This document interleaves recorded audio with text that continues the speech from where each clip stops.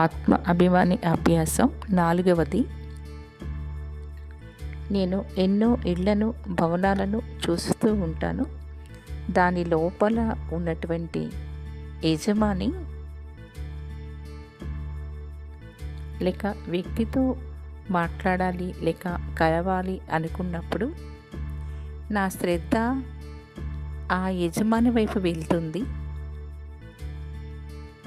నేను నా ఇంట్లో ఉన్నటువంటి కిటికీ నుంచి ఎదురుగా ఉన్న భవనంలో ఆ కిటికీ ద్వారా ఆ వ్యక్తితో మాట్లాడుతూ ఉంటాను, చూస్తూ ఉంటాను. అప్పుడు ఆ ఇంటికి మహత్యాన్ని ఇవ్వకుండా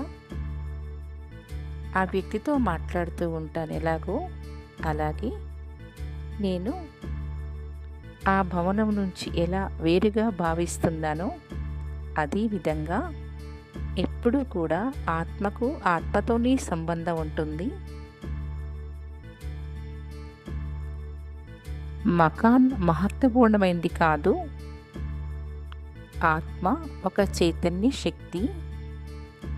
ఈ దేహం అనే ఇంటిలో నివసిస్తుంది. నేను ఆత్మను ఈ దేహంలో ఉంటున్నాను, అయినా దీని నుంచి వేరుగా ఉన్నాను.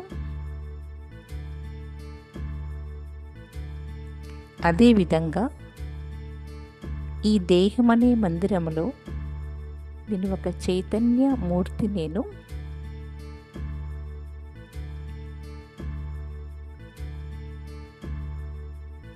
మీ పూజ్య స్వరూపం యొక్క గొప్పతనాన్ని అనుభూతి చెయ్యండి. నేను ఒక దివ్యమైన, శ్రేష్టమైన, పరమ పవిత్ర ఆత్మను. నా ఆలోచనలు, నిర్ణయాలు, కర్మలు